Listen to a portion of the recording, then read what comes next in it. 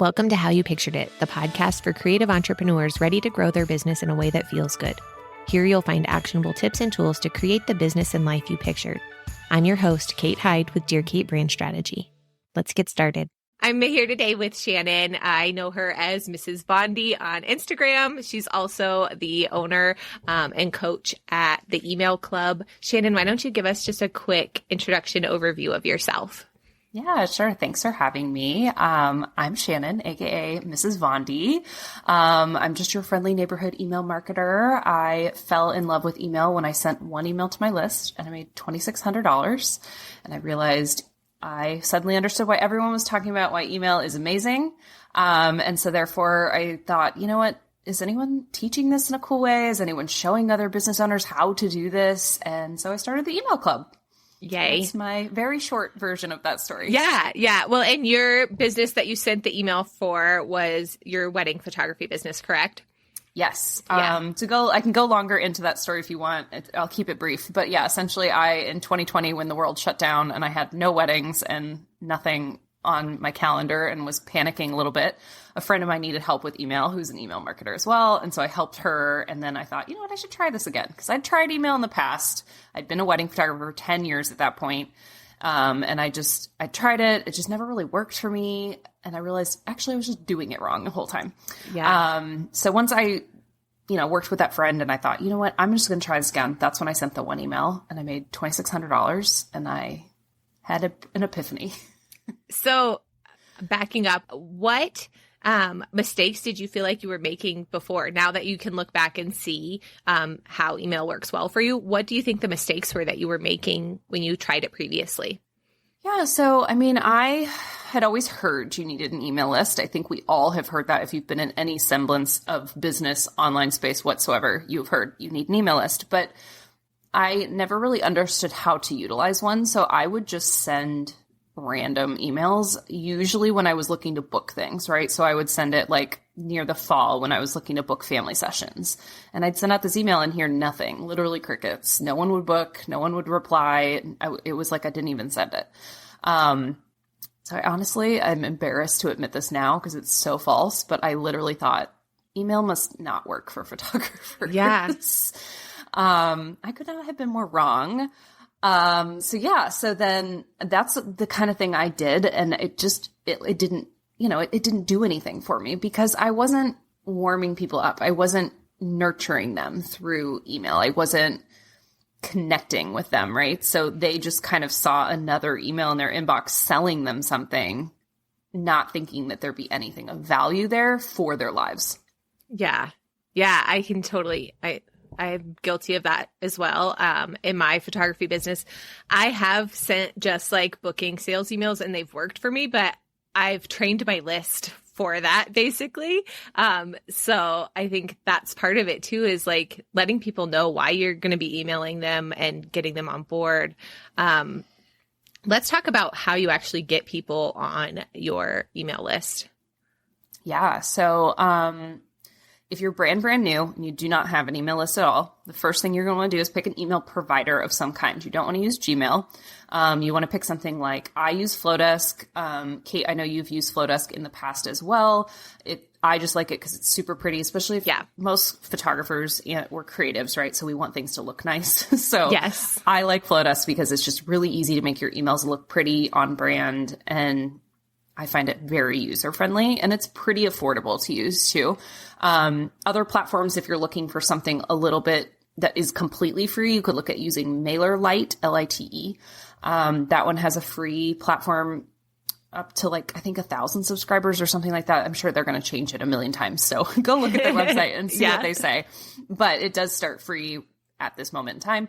And then you could also look at other platforms like ConvertKit or MailChimp or other things like that. So just honestly, the biggest key is just pick one. You can always change if it's not the right platform for you.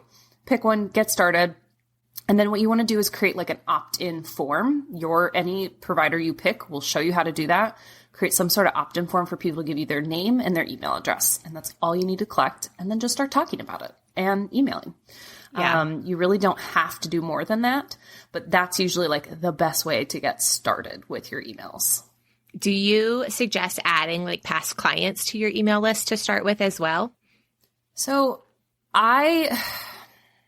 technically they should opt into your email list. However, I see them as paying clients, right? So they have paid, they likely have said they want to have communication from me in some way, shape, or form. So I will add them usually. Again, I might do that with a grain of salt as far as like, I won't add literally anyone who's ever contacted me, but I may add, clients I've had communication with that like I know want communication from me. Or another option for this is to email your clients and ask them to opt in, like say, hey, I'm starting this email list. I'd love to communicate with you. You can sign up here and, here's what to expect, that kind of thing. Or you could do it the opposite way too. I've seen other people do this, that they'll say, hey, I've started an email list. If you're not interested, like just unsubscribe. Here's the link to unsubscribe. You can do that right here. Make it super clear and don't be sad. Like we get people get a lot of emails. Some people just don't need any more stuff in their email, or maybe they want to sign up with a different email too. So like I have an email address that just is my email address for collecting I love that. Emails. So. That's so smart because my inbox is like overflowing too. And I know it can feel yucky to start sending emails when you're not used to it. How would you suggest kind of getting over that hump? Like, how do you make it feel not yucky for you that you're contacting these people out of the blue?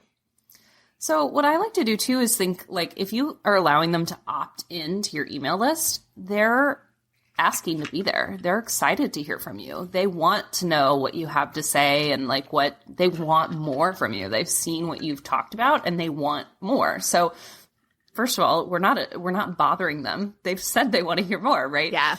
I mean, I still fall into this. I've been emailing for many years regularly now, and I still fall into this occasionally of like, oh, am I going to bother them with this? And I'm like, I always have talked myself through it. Like, no, they signed up to be here.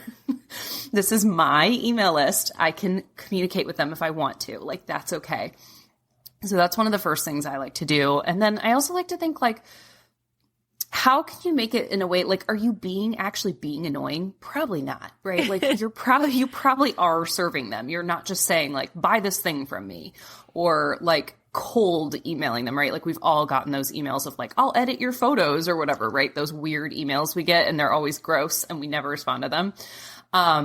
You're not sending those, right? Like you're sending them valuable things. You're sending them things that are going to help their lives, better their lives. I think the key is to not just send sales emails when you're sending sales emails. I think it's giving them a pre-warning, a pre-launch kind of thing. Yeah. You know what I mean? So like if I'm going to run a print sale, I asked on social if they wanted it twice and had them vote. And then this last one I didn't because I threw it together last second, but like I'll usually warn them. Like if I'm going to do a Black Friday sale, which I always do, I always tell them like Black Friday sale is coming. Start thinking about what prints you want, blah, blah, blah. Like telling them things like things to do with your prints before you buy, you know what I mean? Once your session's over and stuff like that. So they kind of get warmed up before the sale. Before the sales I think email. Too many people just like go, here's my sessions are open. Yes. Yeah. And I like when I've done it for mini sessions, I usually send like here are like things to wear for your spring session this year. So it's like fresh outfit ideas for this year or, like things like that to get them thinking about doing a spring session. And then I open the mini session booking in a next email, but I do give them like you said, you probably get more people interested because they're ready for it. They're not just like, oh, she's selling surprise. Yeah. So if you can really warm up for the sale and get people thinking about it before the doors open and give them a warning, I think that's a great idea. And doing that with both your social and also sending an email to warn them too. Yeah. Absolutely. And before you even write the email, like you can think about it that way too, right? What can I put in here that's going to help them, but also like make them help them to want to take action, right? So like, what do you want them to do at the end of this email? What is the goal of this email? Because just sending stuff to send stuff is also maybe why you feel weird, right? Is like you're worried that you're just sending fluff. But if you think about what is your end goal? What are you doing? How are you serving them? What are you going to give them or what are you asking from them? That kind of gives you a little bit more ability to know where you want to go with that email. Oh, I like that. Like having that goal in mind of what the purpose is of that email before you even write it. Let's talk a little bit about, so we talked about getting started with email, just finding the provider and making a opt-in. Let's talk about freebies and how we can encourage people to join our list as photographers. What are some ideas? Well, let's first explain what a freebie is, or a lead magnet, if you want to go ahead into that first. Yeah, absolutely. So yeah, a freebie or lead magnet or opt-in. Email marketers love to have different names for the same thing. But essentially it's some piece of information you are giving your subscriber in exchange for their email address. It's that simple. So it can be a PDF download. I've even made mine just an email, like because I was struggling with trying to create the PDF and I thought, why don't I just make this an email? Like, why am I making this more complicated? You can do a quiz. Those are pretty clear opt-ins. That one's a little bit more complicated, but you could do things like a challenge. I've seen that done too. Like, hey, here's a 3-day challenge for, getting, if you were like marketing to other photographers, you say for taking better photos, right? Or something like that. There's many different ways to do this, but yeah, essentially you're just exchanging something of value for them in exchange for their email address. What are some ideas specifically for like family newborn portrait photographers for a lead magnet? I feel like there are a lot of ideas out there for wedding photographers because you're working with someone in such a specific portion of their life with wedding photography. Like you can send venue suggestions or other vendors or, like a checklist of how to plan your wedding or whatever. What are some ideas for specifically portrait photographers? Yeah, so I think it depends what you're doing, right? Like, so if you're a newborn photographer, I'll start there and then I'll work my way through as kids grow. Yeah. But essentially, if you're like a newborn photographer, like what do you know that could help your ideal client, right? Like maybe it's like what to put in their hospital bag or what to I've been trying to toy around with the idea of like, I feel like people don't really know when to book their newborn photographers. And they often wait too late to find, I know there's a lot of school of thought around like when you could take newborn photos, but I feel like in general, we like them to book early. Yeah. And people book out. So maybe there's a freebie there. Like I said, I've been kind of trying to think of a way to do it, but like maybe just like an order of like things to do before you have a newborn session or a portrait session too could be really interesting. Like things you want to do before you book a photographer could be a really interesting freebie. You could also talk about your plans for a portrait photographer. You could say like 3 things to do to find a photographer and or questions to ask a photographer could be a really good one too. So you make sure that like they feel prepared before their session. Yeah. I would say you could talk about like what to do to get the most out of your session, but I feel like at that point people may or may not already have a photographer booked, so you may not be hitting your ideal client. However, in this, I normally tell wedding people like be careful on that front because they probably already booked their photographer. However, for portraits, people get portraits sometimes once to 2-3 times a year, right? Yeah. So maybe having that content out there could be really great because maybe they booked the wrong photographer. They found this information and they see your stuff and they're like, oh, I should book her next time. Right. So actually we have a little more leeway with being a portrait photographer. Yeah. My current opt-in on my photography website is 5 tips or keys. I can't even remember what it's called to fun family photos or stress-free family photos to try to get people thinking about family photos differently than maybe they've considered it before. Like they might think that it's sitting and smiling for the camera, and that's not what I do. So I feel like that opt-in, one, it's a pop-up that comes up on my screen and says stress-free family photos. So like when they're on my site, they see that messaging again, even if they don't click into it. I feel like that kind of gives them an idea about who I am and what I offer. But yeah. So that's an idea for family photos, is like how to make the most of your time with your photographer. I've also done just like a pop-up coupon on my site as an opt-in, and that worked really well, especially when I I used it when I launched my website.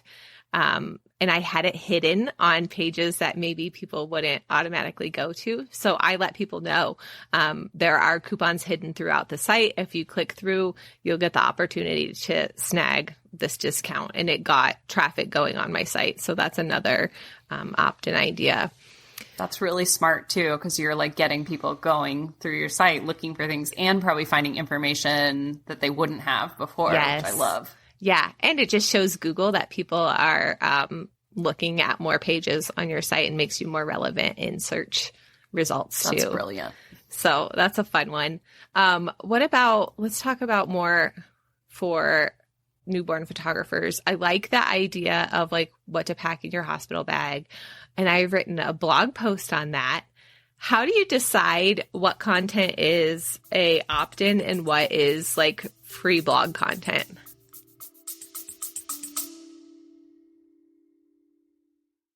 So you've got a website for your small business, but you're not really sure if it's working.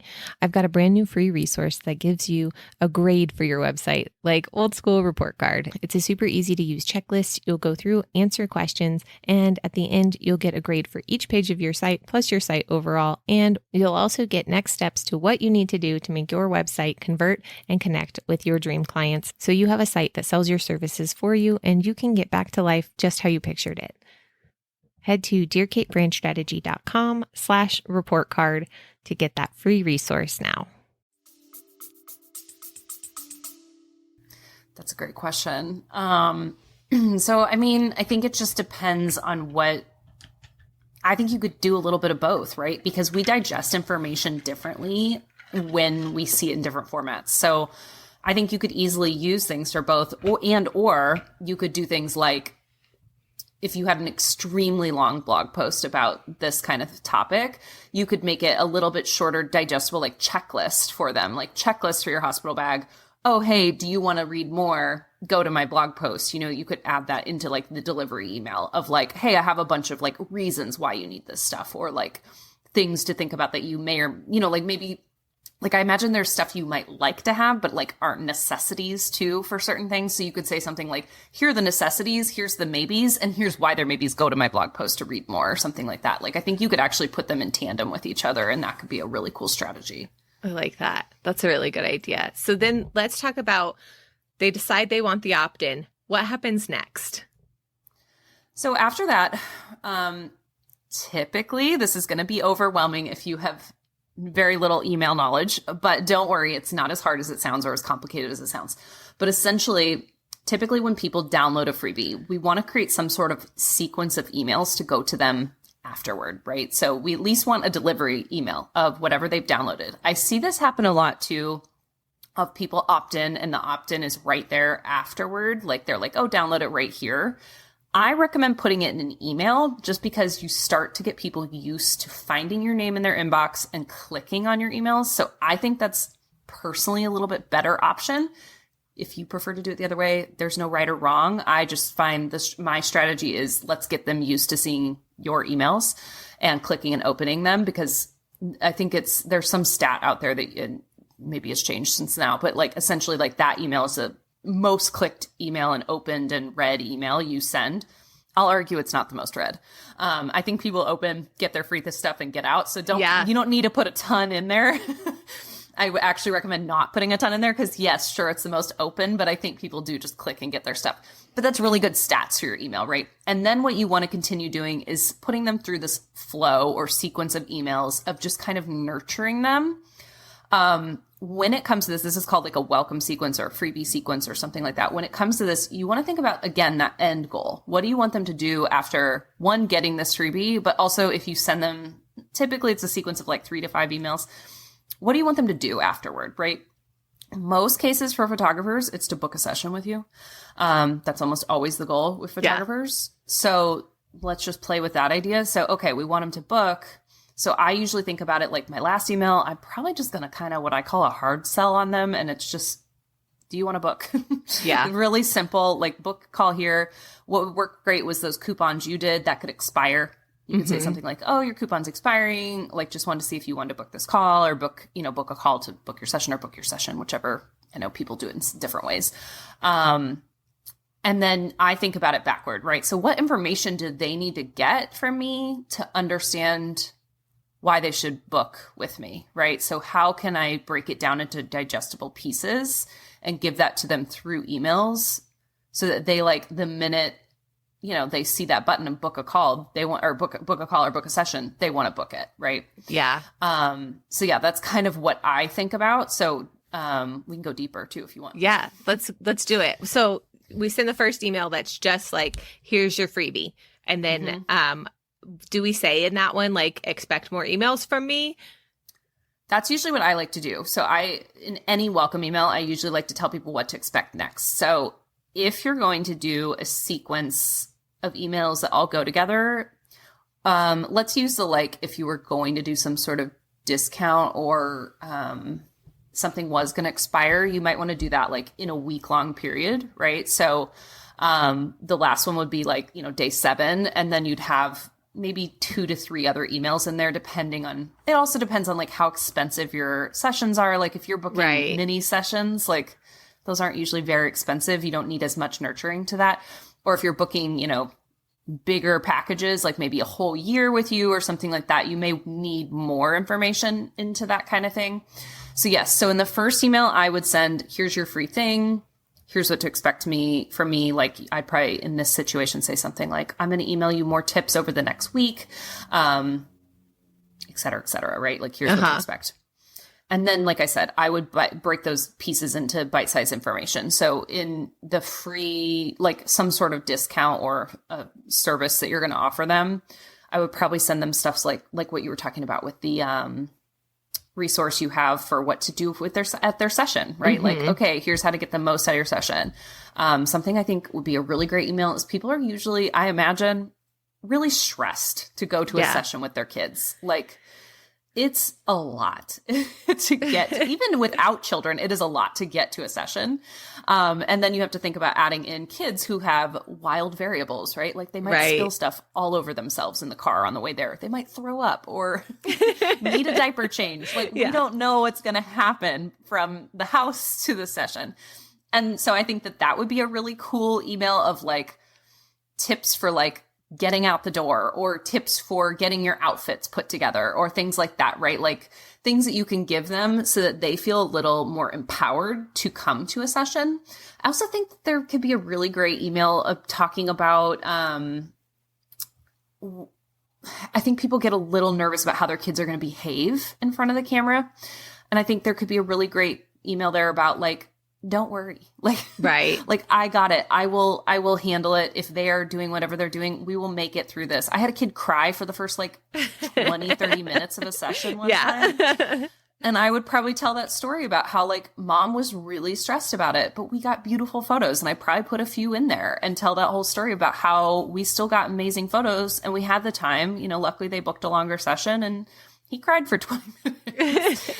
And we still got great photos, you know? So I think that just giving people comfort, peace of mind through thinking about in their shoes what it must feel like to try and get to a session. And then they're going to feel more excited to book with you because they feel more confident in your abilities. How do you infuse, like, your personality and your style into those emails to kind of build that that trust between them and you and that likability? Do you put a lot of personal detail into it?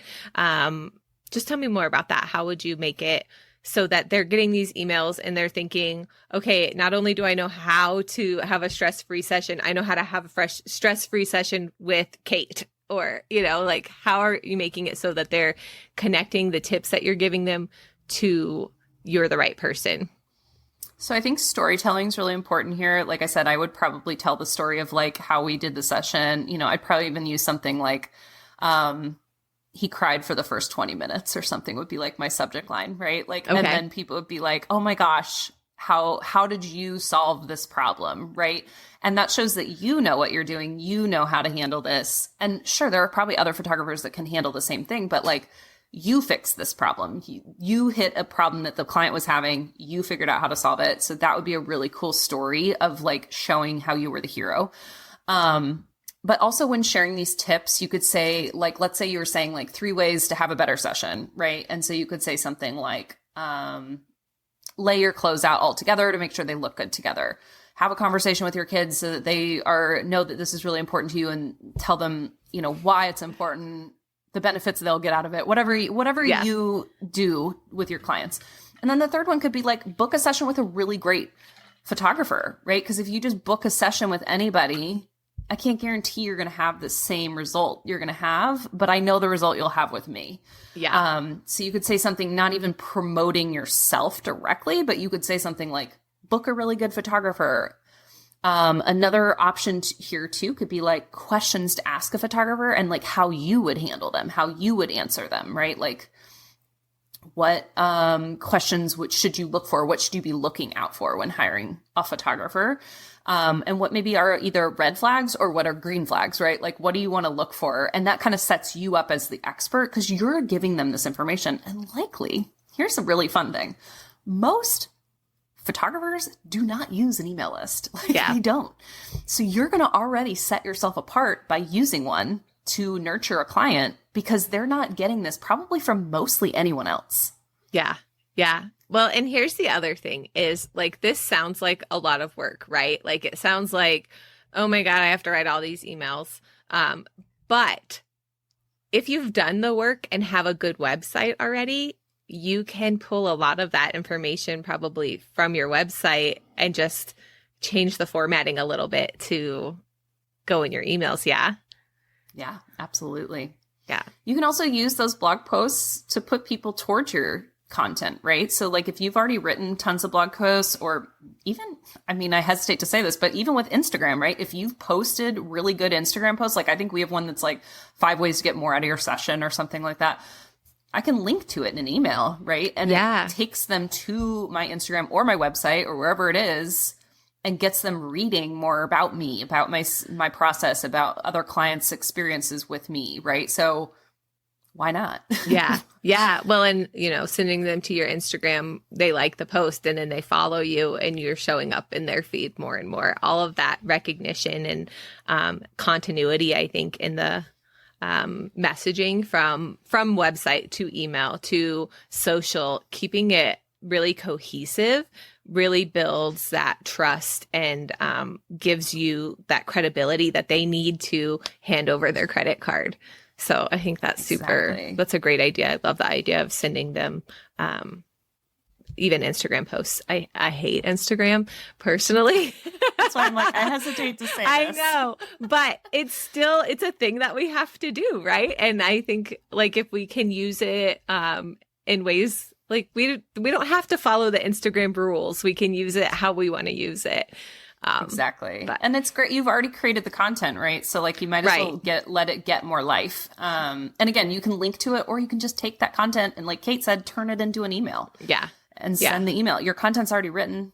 Yes. There you go. Just repurpose it. And what's great about a flow, like we're discussing, like a funnel of email, is you can create it once. You don't have to keep doing it for each client. You can create it one time and put them in it every time. And so that they're getting that information and you're not rewriting 50 emails, right? Yeah. Another great thing to think about too is think about questions you get asked all the time from people, right? Like, how many times do we get that question? We're like, oh, again. I'm guilty too. How can we answer that for them before they even ask it, right? Like, is there a way you can hit them with an email or like a flow or even a question and a freebie, right? Like that could be a great way to come up with a freebie for your people too, is to like, what questions are people asking you all the time? Can you answer that ahead of time? Because again, you're going to look like a hero because you're showing up with information for things they don't even have to ask because you've already answered it. Yeah. How do you feel about putting like non-business things in those welcome emails as well? Like, what if you did like, here are my 3 favorite local restaurants that I suggest eating at after your session or something like that, to kind of, just trying to think of ways to like increase the like relationship in the email that makes you want to open it, right? Yeah, I love it. I say do it. I've written emails with like chocolate chip cookie recipes in them before. I've written emails about like ornaments I got from a Christmas tree and turned it into like an email about business. So I say the more you can add personality and personal things, the more you're going to connect with people, especially as like a portrait and family photographer, because I think that allows you, and if you have children and life hacks that you use with your kids, like share those. Yeah. People are going to be like, oh my gosh, this photographer is amazing. She also shares tips about how to like clean up my house after my kids go to bed or like get the dishes done in a timely manner or Instapot recipes or whatever, right? Like we are all living life at the end of the day, and it is a struggle sometimes. So if we can help each other out, like you're going to be remembered more because you were the one who sent the most amazing Instapot recipe or what have you. Yeah. Yeah. So we talked specifically about a sequence for like a coupon or something that expires. How long would you make a sequence for something that's not an expiring offer? Yeah. So if you were just kind of having an open-ended conversation, I think it's not necessarily how long it needs to be or how long you need to run it, but I would do something like if you were trying to get them to book a session, I would capitalize on them getting into your space. So I would try and keep it within, I usually space emails out every like 2 to 3 days, depending on what the urgency is. But since they came into your space, and if you're giving them valuable tips through this process, or through the sequence of emails you're sending, like you want to keep them warm and like excited. So I would try and keep it like a week to 10 days. You could probably even go with 2 weeks if you needed. I mean, again, you can play around with different timing. You can get some people in there and see how it does. And then you could test your timing a little bit shorter or longer, like, and see what you like and what feels right to you. But like, think about when you download something, right? Like, I mean, maybe I'm just a serial signer upper, and I mean, I am, but I sign up for things very easily.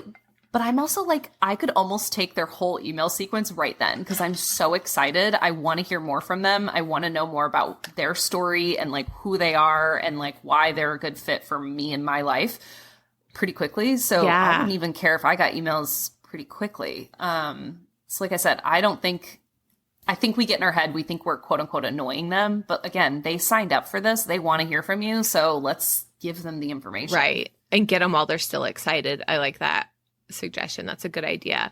What about we're going to wrap up pretty quick here, but I want to ask one more question about what kind of content do you send after they've hit the welcome sequence? And then how often are you emailing them after the welcome sequence, specifically for photographers in like portrait businesses? So like after they've gone through a welcome sequence? Yeah. Yeah. So I would recommend sending emails weekly. I know that sounds crazy to some people and that seems like a lot. It is only one day a week. So usually what I do is I pick one day that I'm going to send my emails, and that's the day I like send them, and I just stick to it weekly. Weekly works really well for me, and a lot of people I work with, weekly is the key. However, if that is just too much for you and you cannot commit to that, again, that's only 4 emails a month, so it's not crazy, but I hear you. If that's just insane to you, try every other week or try once a month if really you can't handle, especially during busy seasons. I get it. What's cool about email is you can write these and have them scheduled months out, so you don't have to spend a ton of time on them once you get them all, going. But again, I wouldn't email less than once a month because people are going to kind of forget who you are and like what's really the point of starting an email list if we're not going to like at least communicate with them monthly. Yeah. But I think, I don't know about you, but like a week, literally I blink and a week goes by. Yeah. And so I think that having that reminder that you exist once a week is really helpful personally. But right. Again, you have to do what you can do consistently. So whatever you choose, just tell them to like help hold you accountable. Like, hey, at the end of the sequence, you can say something like, now I'm going to put you on my regular email sequence. I email, for me personally, I'd say something like, I email you Fridays at 8 a.m. If you do every other week, you can say, I email you every other Tuesday and, at whatever time. You don't even have to say the time if you don't know. But you could just say, I email every other Tuesday and I'll see you there or whatever, or like the first of every month, whatever you do. Just let them know your frequency and try and stick to that as best you can.